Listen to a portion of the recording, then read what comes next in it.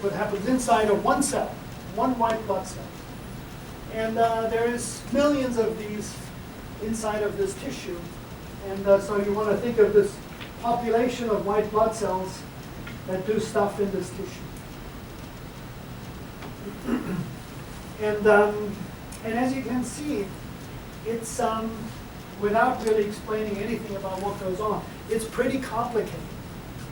Pretty complicated. If you try to understand what goes on, it's totally unclear, because one of the things you have, if you look at this carefully, you have several feedback loops. Right? One of the things that makes things complicated to understand is feedback loops, especially if you have several feedback loops. So this is ripe for a mathematical model. Right? So here's a more abstract instantiation of this. Each of these nodes in this graph represents a particular molecular species.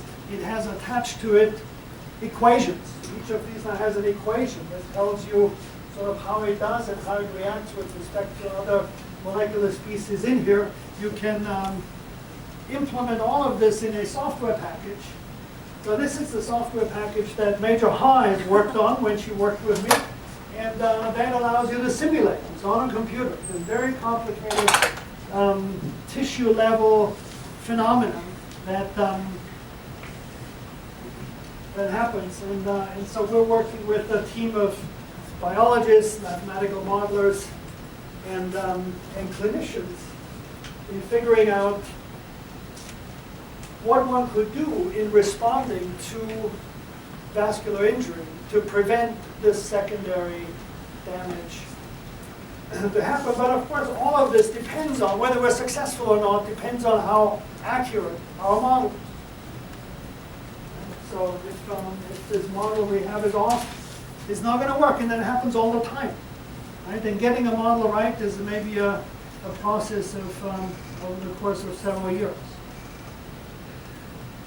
Okay, so much for agent-based models. So let me wrap this up. Let me just circle back to the beginning. Right? What we have now is, in the language of Plato's cave allegory, we have mathematical and computational models everywhere. Your phone has a number of them in there that help us understand reality. And most of reality we don't see. We cannot conceive.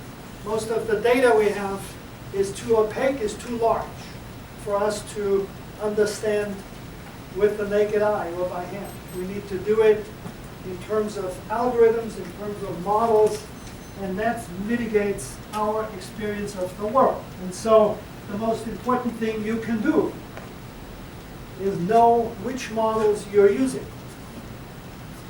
in different settings, and whether those models are accurate. One of the places where today it is important to have the right model is, for example, how to understand politics. Right? This is a very polarized time where two sides have two very different types of models by which they interpret reality.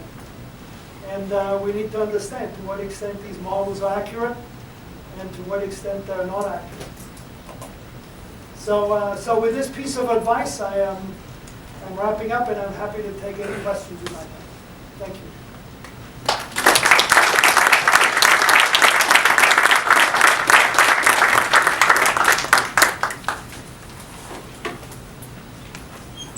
Well, thank you very much, Dr. Laubenbacher, for a wonderful speech. And if you have any questions, please raise your hand, ask a question if you can. Nobody asks the question, it's an indication that none of you paid any attention.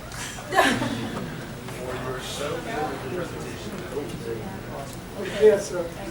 Sir, during the vascular models that you have, are you able to take into account different traits of certain people, the genes that different people have, in order to get a more accurate reading on if a certain person may get a secondary effect that someone else may not get?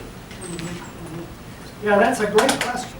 And of course today, one of the buzzwords today is precision medicine, which you may have heard of personalized medicine. Right? If you have a person, you want to treat that person based on their characteristics, rather than, everybody gets 2 aspirin and goes home and goes to bed. So we cannot do it at this point.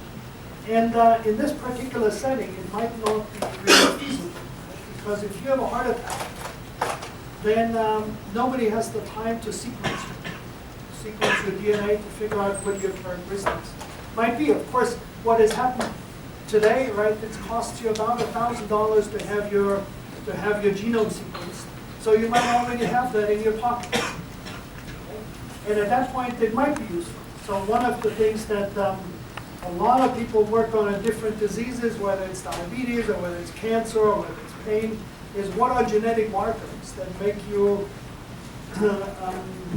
react in one way or another. So for example, we now know that addiction to opioids is influenced by genetic features. So a doctor in prescribing pain medication to you would be very useful to know whether you have genetic markers that make you susceptible to opiate addiction or not, or whether you're susceptible to